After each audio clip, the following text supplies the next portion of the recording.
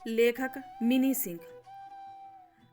अच्छा सिला दिया तूने मेरे प्यार का, भाग एक। अगर फ्रेंड्स आपको भाग एक अच्छा लगता है तो हमें कमेंट करके बताइए, हम आपके लिए भाग 2 लेकर आएंगे। वाह माँ, ये झुमके तो बहुत सुंदर हैं, कब खरीदे? रज्जू ने अपनी माँ प्रभा के कानों में झूलते झुमकों को देखकर कहा। पिछले महीने हमारी शादी की सालगिरह थी, तभी अपर्णा बहू ने मुझे ये झुमके और तुम्हारे पापा को घड़ी दी थी। पता नहीं कब वह यह सब खरीद लाई, प्रभा ने कहा।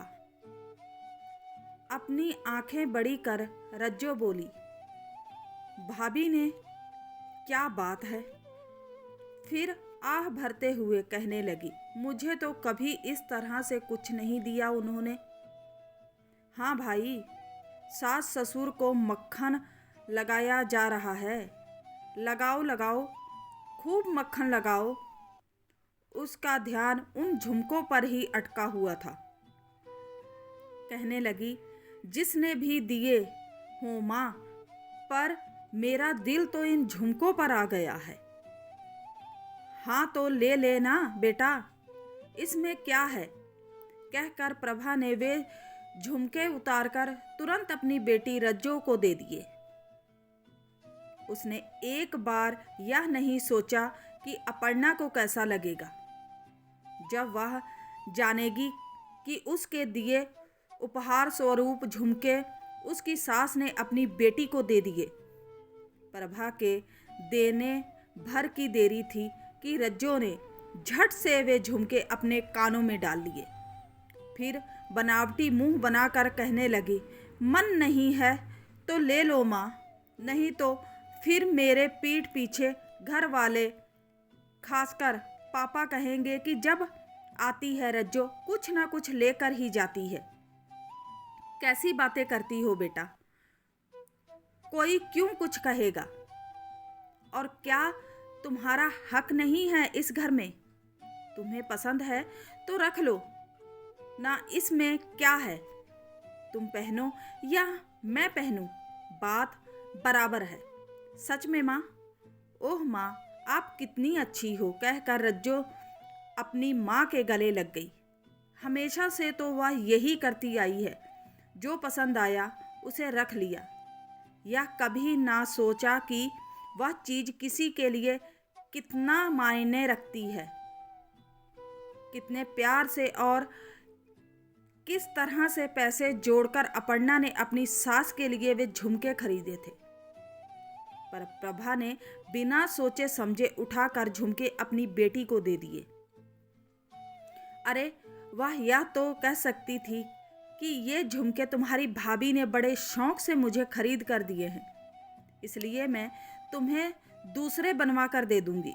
पर नहीं, कभी उसने बेटी के आगे बहू की भावना को समझा है जो अब समझेगी। माँ देखो तो मेरे ऊपर ये झुमके कैसे लग रहे हैं, अच्छे लग रहे हैं ना? बोलो माँ, आईने में खुद को निहारते हुए रज्जो कहने लगी। वैसे माँ, आपसे एक शिकायत है। अब किस बात की शिकायत? प्रभा ने पूछा। मुझे नहीं, बल्कि आपके जमाई को। कह रहे थे आपने वादा किया था उनसे ब्रेसलेट देने का, जो अब तक नहीं दिया। ओह हाँ, याद आया, पर अभी पैसे की थोड़ी तंगी है।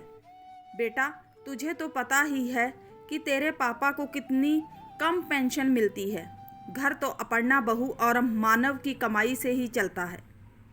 अपनी मजबूरी बताते हुए प्रभा ने कहा, वह सब मुझे नहीं पता है माँ, वह आप जानो और आपके जमाई, बीच में मुझे मत घसीटो। झुमके अपने पर्स में सहेजते हुए रज्जो ने कहा और चलती बनी। बहू के दिए झुमके तुमने रज्जो को दे दिए? हैरत से भरत ने अपनी पत्नी प्रभा से पूछा। उसे पसंद आ गए तो दे दिए, बस इतना ही कहा प्रभा ने और वहां से जाने लगी। जानती थी वह कि अब भरत चुप नहीं रहने वाले। क्या कहा तुमने? उसे पसंद आ गए? हमारे घर की ऐसी कौन सी चीज़ है जो उसे पसंद नहीं आती? बोलो। जब भी आती है कुछ ना कुछ उठाकर ले ही जाती है, जरा भी शर्म नहीं है उसे। उस दिन आई तो बहू का पर्स जो उसकी दोस्त ने उसे दिया था उठाकर ले गई।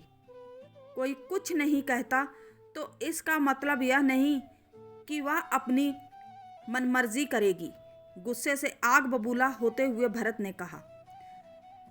तिलमिला उठी प्रभा, अपने पति की बातों पर बोली। ऐसा कौन ऐसी जायदाद उठाकर ले गई है वह जो तुम इतना सुना रहे हो?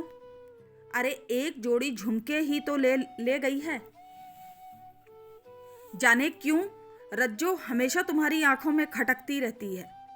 भरत भी चुप नहीं रहे, कहने लगे, किसने मना किया तुम्हें जायदाद देने से? दे दो ना जो देना है, पर किसी का प्यार से दिया हुआ उपहार यूं ही किसी और को देना क्या यह सही है?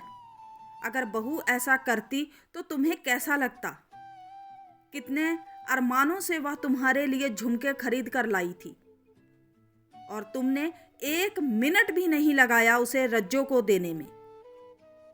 किसी को नहीं, बेटी को दिए हैं, समझे? बड़े आए बहू के चमचे। अरे तुम्हारी बेटी तुम्हारी ममता का फायदा उठा रही है और कुछ नहीं। किस बात की कमी है उसे? हमारे बेटे बहू से ज़्यादा कमाते हैं वे दोनों पति पत्नी, फिर भी कभी हुआ उसके अपने माँ बाप के लिए 2 रुपए का भी उपहार लेकर आए हैं? और हमारी छोड़ो, क्या कभी उसने अपनी भतीजी को एक खिलौना भी खरीद कर दिया है? नहीं, बस लेना जानती है। क्या मेरी आंखें नहीं हैं? देखता हूं मैं। तुम बहू बेटी में कितना फर्क करती हो। बहू का प्यार तुम्हें ढकोसला लगता है और बेटी का ढकोसला प्यार। ऐसे घूरो मत, मुझे पता चल जाएगा तुम्हें भी एक दिन कैसे बाप हो तुम, जो बेटी के सुख पर भी नज़र लगाते रहते हो। पता नहीं क्या बिगाड़ा है रज्जो ने आपका, जो हमेशा वह तुम्हारी आंखों की किरकिरी बनी रहती है। अपनी आंखें लाल करते हुए प्रभा बोली। तो आज का ये भाग आपको कैसा लगा? उम्मीद करते हैं अच्छा लगा होगा। अच्छा लगा है तो कमेंट करके बताइए, हम आपके लिए इसका दूसरा भाग लेकर आएंगे।